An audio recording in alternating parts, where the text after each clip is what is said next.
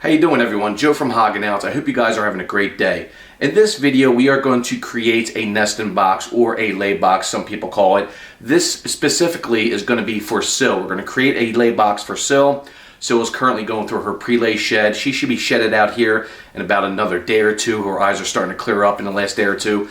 So I'm pretty excited for Syl. After we create the lay box, I'm going to put it inside her terrarium and let it sit in there for another day or two. And about 2 or 3 days after she sheds out, I'm going to add her into her lay box. So that being said, let's get on with creating a lay box here, or a nesting box. We're going to go over some of the products that I use and how I create a nesting box. So let's do that here on HOGOUT.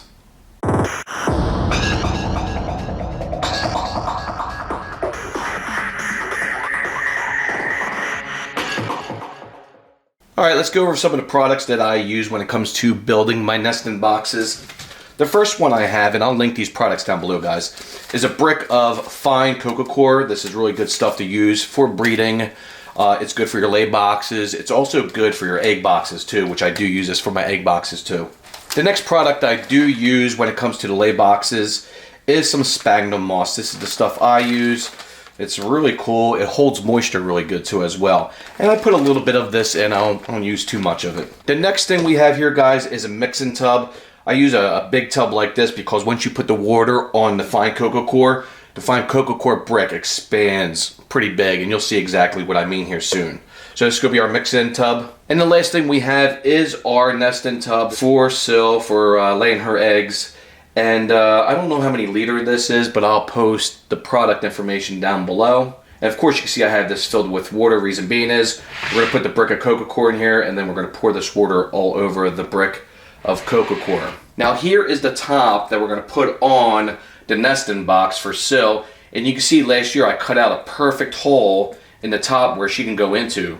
That's a perfect circle, guys. You don't get any better than that.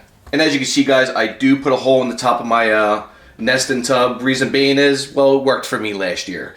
Now some breeders that I have talked to will cut a hole in the corner of their nesting box. And when you cut a hole in the corner of the nesting box, it tends to keep the humidity in there a little bit better than having a hole in the top of your lid. Alright guys, let's move on to the next step. We're going to cut this brick of cococore open. We're going to lay it in there, then we're going to pour some water on top of it and let it expand a little bit.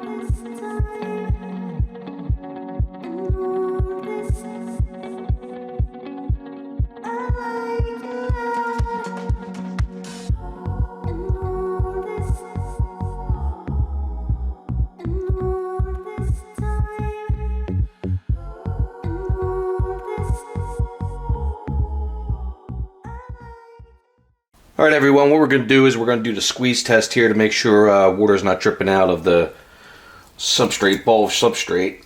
And we want to get as much moisture as we can out. And then that should be good. And we're going to lay the substrate in there. And we're going to keep on doing that until we fill the nesting box up about halfway.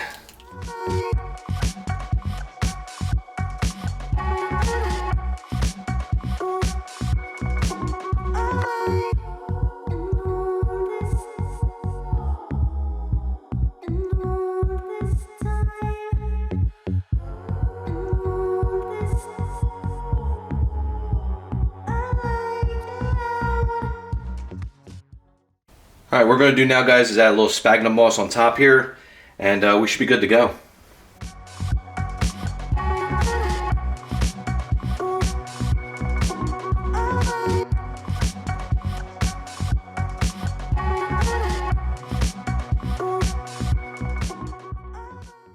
And what I like to do, guys, is spray the moss down because it comes out of the package dry. We want to make it a little moist so it holds that moisture in. Not too much though, just a little bit. And last but not least, we're going to mix this up into the substrate. Mix it in with the cococore.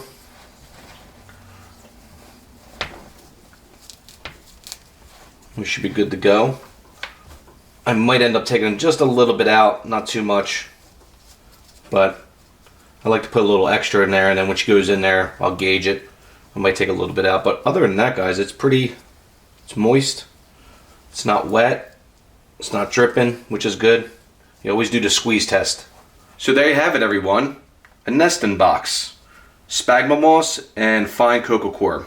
So what I'm going to do is put this in Syl's terrarium now, and put the top on it. In a few days, 3, 4, 5 days, we're going to be introducing her to it.